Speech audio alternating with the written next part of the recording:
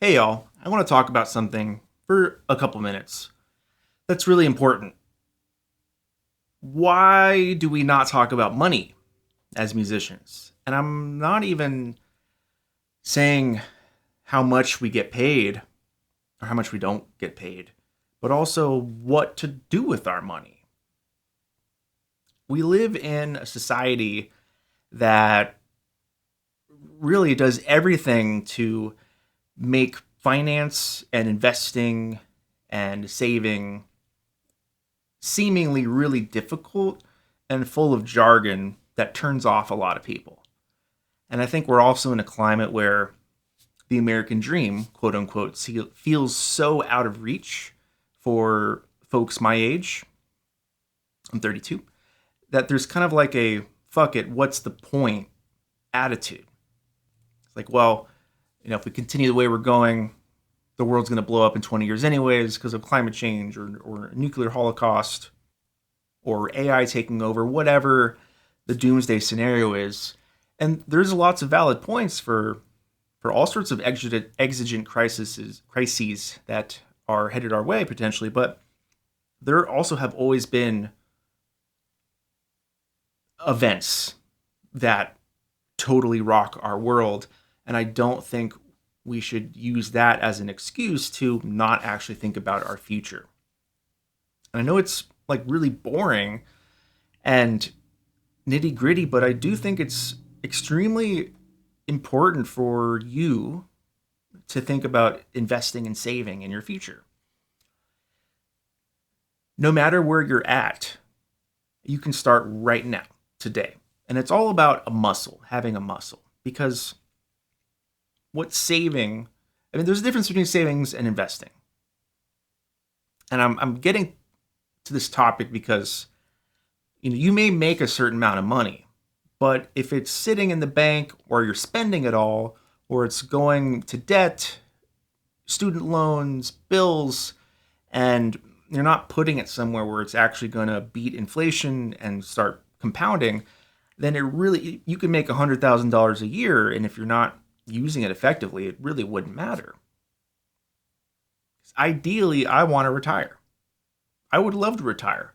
And that doesn't mean like stop playing or stop teaching or stop writing or whatever, but I want to be at a point in life where I can be financially independent based on all the decades of building those muscles of savings and investing and squirreling away things and being active in my own future. I like the term, I'm already a millionaire. I just have to wait. It's going to take time.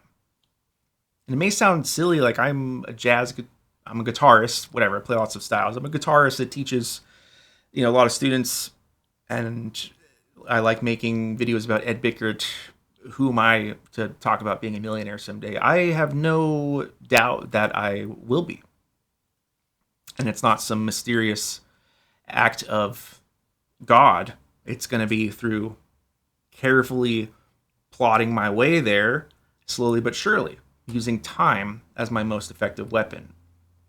Time, for people that are young, is the one advantage that you're going to have over people that are older than you. So time in the market is better than timing the market. Now let's talk quickly about, I'm not a financial advisor or licensed at all, but I'm giving you my perspective. No matter the amount of money that you're making, set aside a certain number to go into some different buckets. You want to have an emergency savings for something with your car comes up, or you're light on rent. You want to have a little bit of a cushion, which I know is extremely difficult. But if you build that muscle, let's say 5% of everything that comes in, whether it's $20 or $200 or $2,000, take 5% of whatever your income is and set it aside in a savings account.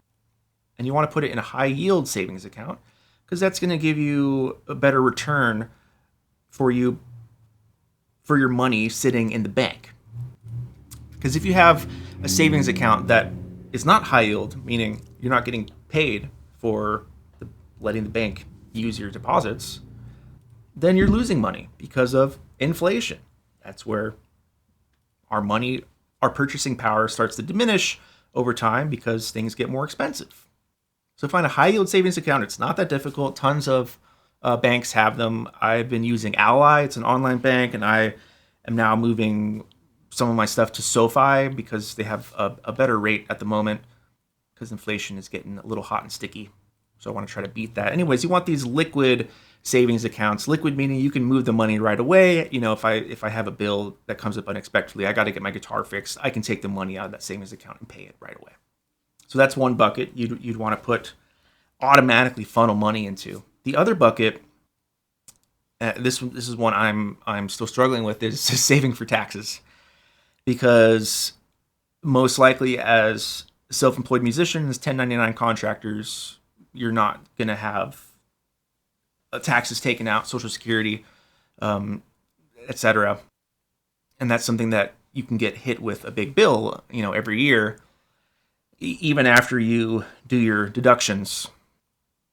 So ideally, I'm not doing this yet, to be honest, but it would be great to save 15%, 20% of my income, my gross, and save that for taxes, because I will need to pay that. And where does that money go? Well, if you're saving taxes, you know it's for a finite amount of time. It's like, okay, I got to pay this next April. So I would put it in, again, a high yield savings, or maybe look into treasury bills, basically bonds, short-term bonds with the government, and you're going to know exactly what you'll make based on the coupon. That's the amount that you'll get paid back. Your principal plus whatever percentage, 3, 4, 5% on top of that. You could also look at CDs, certificates of deposit. That is a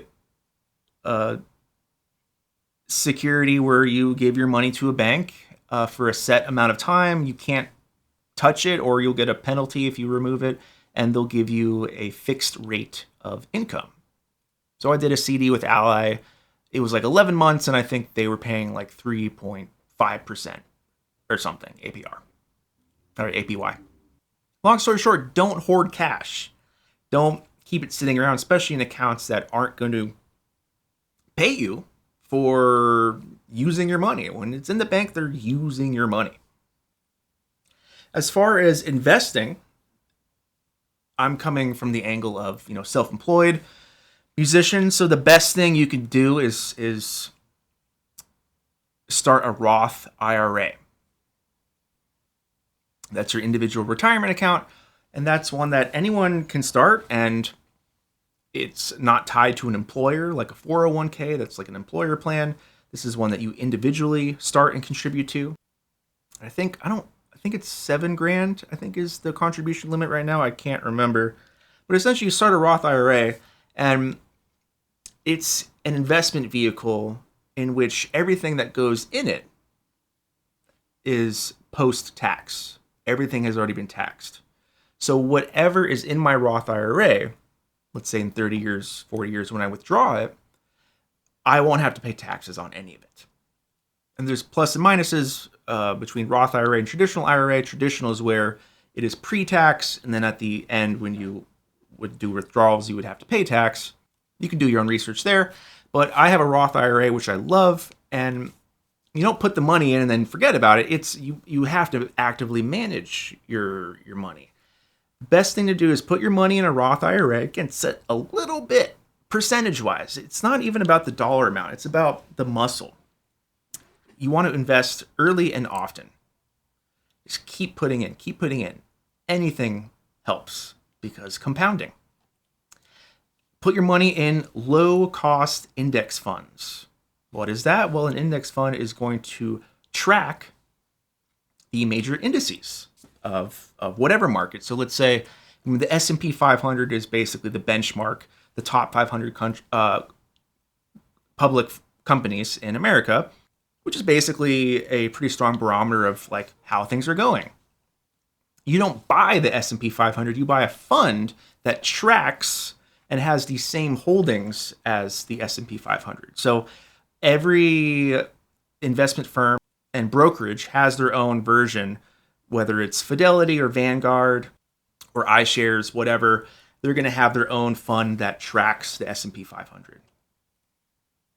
So have some sort of fund that's low cost, meaning you're not paying someone to actively manage the money, because those actively managed funds are bullshit and they never beat the market.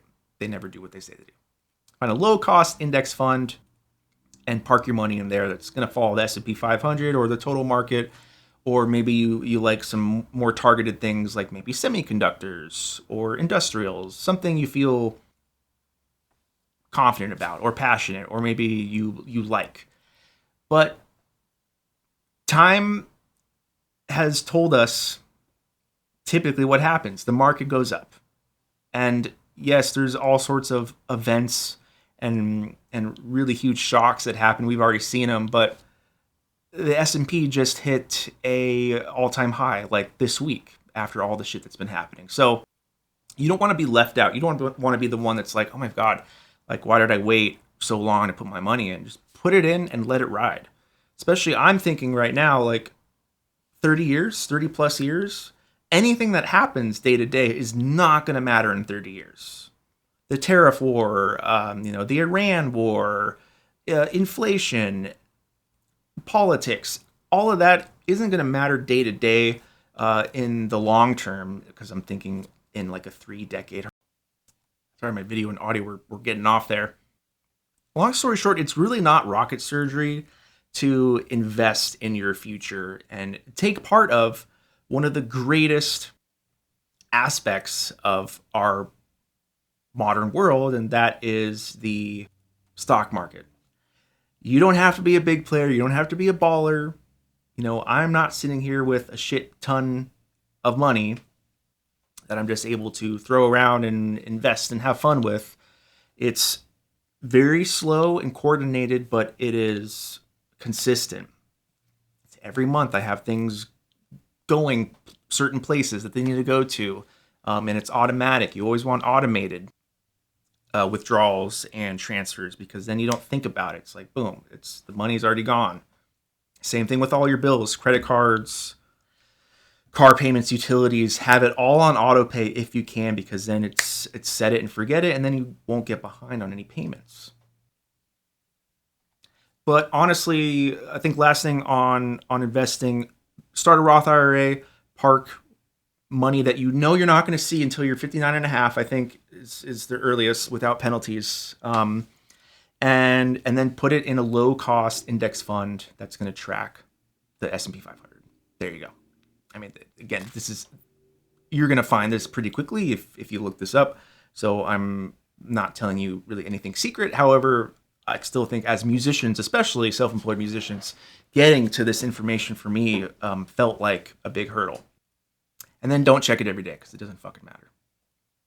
Now, as far as your bills, again, make sure everything is on auto pay, things are on time, because you want to build credit as well. Credit is what keeps the world going round. That is what everything is predicated on, honestly. The ability to leverage your assets and borrow more money than you have at the moment.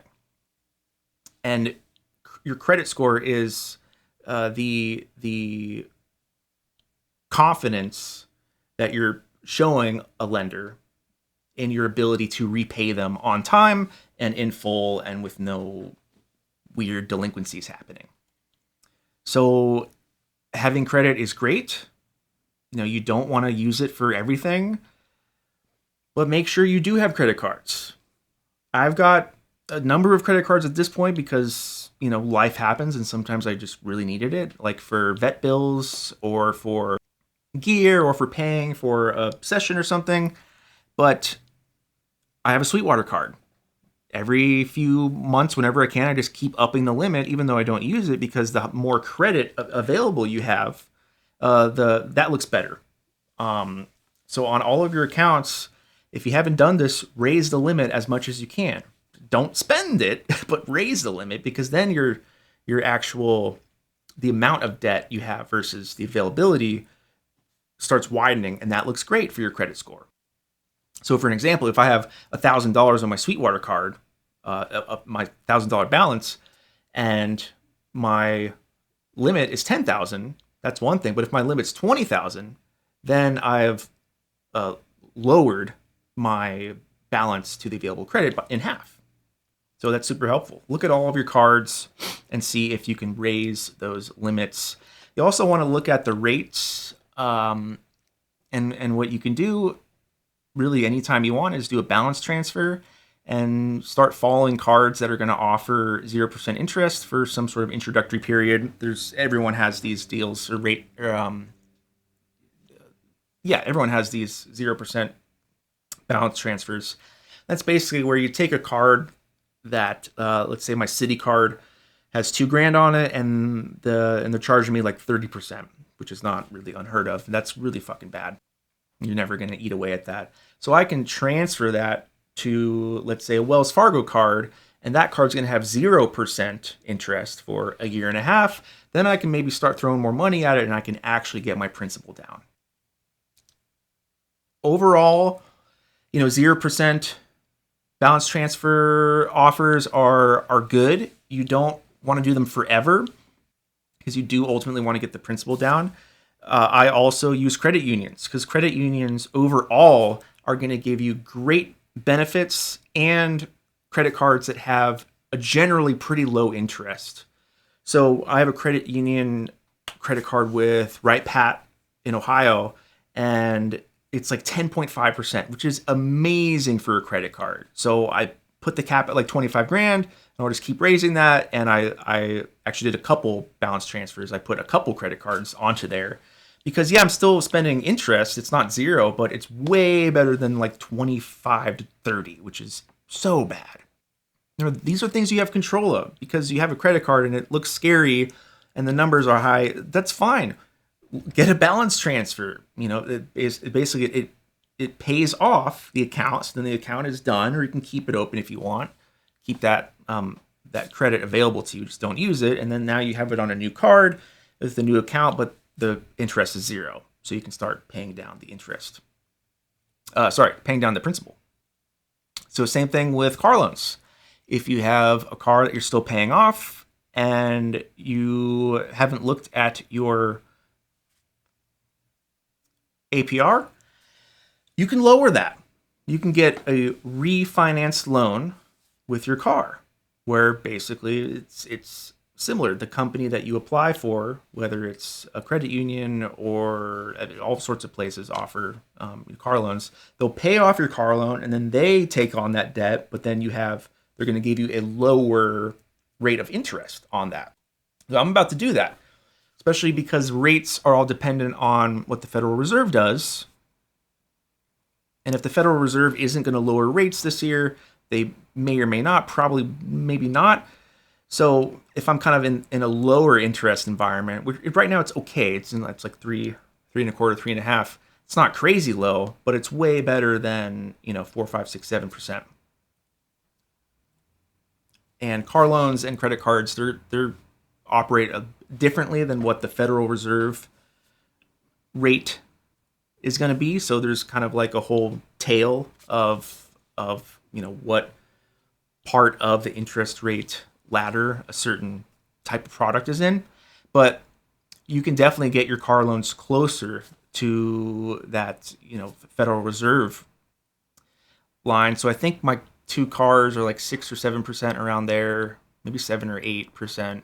So if I can even get them down 1% or 1.5% each, that's going to save me money each month. I'm not paying interest, and now I'm paying more of the principal, and I can pay off my car faster.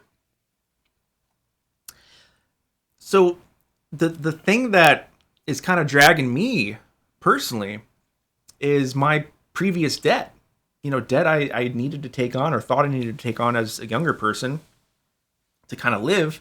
I'm paying that off now, which is what it is. But if I do the right things with my debt and do balance transfers or get better rates on cards through credit unions or lower my car payments and lower the interest in the car payments, that all is going to help me take away debt And then every time I have a lower credit card bill or the account is zeroed out, then that's actually extra money I have to invest or use for my bills and everyday things. So it's a fine balance of like, well, do I pay off my credit cards or do I invest? I think it's both because, again, right now it's all about building the muscle. I'm not talking about hundreds of thousands of dollars I'm saving, and I'm not talking about hundreds of thousands of dollars I'm owing on like a mortgage or student loans or anything, thankfully. So I want to be able to have the discipline to save money, knowing I need it in an emergency or short, medium term, and then also putting away money for investments that I'm okay with leaving, for decades. And then I will also want to be okay with paying down my debt in as aggressive way as possible. And there's methods for that. One great one is snowballing, which basically you pay off the lowest balance first, because then you feel like you've got a win under your belt as soon as you pay off a card. When you pay off your card, it's like, fuck yeah, fuck you. And it really is quite a psychological hack. So I like the snowball effect where, you pay off the lowest balance and then you pay off the next lowest balance and next lowest. So you kind of have those wins under your belt and you start getting excited. And then also every time you pay off a card, again, that's extra money. If you were paying $50 a month on a Capital One card and you pay it off, then that's $50 you have to put towards the next card, which is snowballing. So, et cetera, et cetera. There's a lot that I've learned, and it's been a really interesting part of my last couple of years. It's like kind of super boring, but like I like listening to podcasts or reading about the markets and, what does the Federal Reserve do? What are bonds? How am I able to participate in this, fucking juggernaut that is the stock market and actually know all of the available things for me to take advantage of. None of this is off limits. Anyone can start trading for $1 with no fees. Now, all the information is out there, but again, finding the jargonless versions or kind of understanding what is applicable to you is a little harder. I do recommend, I love Prof G. Prof G Markets, Scott Galloway, I think he's fantastic. And Prof G Markets is a great podcast that is a daily, basically, breakdown of the markets and also bigger issues. That one is probably a little jargony, but the way I learned a lot of this was through a podcast called Market Make Her, the Market Make Her podcast. It's two women that talk about, well, basically one is like doesn't know anything about the market, then the other is in the financial industry, and it's kind of like, what is this? And then teacher learner type style, and it's amazing. Go from episode 1 and it'll just give you every aspect and part of the market and bonds and the Federal Reserve and economics and the business cycle, all of that you do or don't want to learn. It's all there. I thought it was an amazing resource for me, and I learned a lot going through that whole podcast. And they're still making more.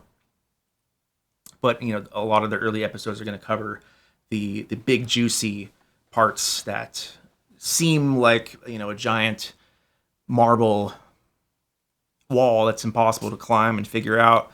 The other is Ramit Sethi, finance guru, and he's all about making things really accessible and very easy to understand. I think his books are excellent, like I Will Make You Rich, or I Want to Make You Rich, I forget what it's called, but that book is fantastic. And he's got a podcast and like Netflix shows and stuff. So I try really hard. I don't go into like crypto bro territory or like manosphere or really speculative type things, because there's a lot of that. So don't get caught in the hype of crypto or following stocks that are about to IPO and going down that rabbit hole, or alternative investments. Those are things that shouldn't concern you at the moment. I have some crypto. I don't give a shit about what happens to it. It's never been a big part of my philosophy. That's me. I don't have a particular use for it, and I think it's an interesting asset that is a part of my account, but it's a very small, almost negligible amount. It's not going to tank me. So there you go, some super random topics that are on my mind a lot. Please remember that none of this is off limits to us. We should be able to take advantage of everything that is out there that any other person does, especially those that are in jobs that offer 401ks or pension plans, or people that are in finance, or people that make a shit ton of money and get bonuses and all that. Just because we're not in that sphere doesn't mean we can't use the exact same tools and products and knowledge. Like, it's all available to us. All right, well, thanks for watching. And again, I'm not a financial expert. These are things that have really helped me out the last couple of years, and helped me put my timeline into decades rather than like the feast or famine. I have to say yes to this, otherwise I'm not gonna be able to eat next week. Like, I am past that, thankfully, because of where I'm at with my own career. That's kind of a separate story. But don't stay myopic and so focused in on the day to day that you lose out on the potential time that you're able to take advantage of, when you're younger, because that's pretty much the biggest advantage, biggest weapon, biggest tool that anyone has, that can be a huge benefit or obviously can be a huge detriment, is time.